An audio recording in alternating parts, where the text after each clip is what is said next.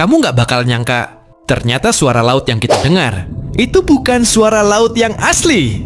Di dasar lautan, suasananya bisa 1000 kali lebih sunyi dari hutan terdalam. Tapi, kenapa kalau kita nyelam, tetap ada suara?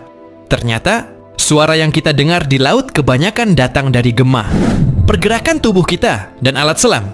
Dan suara aslinya hampir nggak bisa didengar manusia karena di kedalaman, tekanan tinggi bikin suara nyebar secara berbeda dan nggak sampai ke permukaan.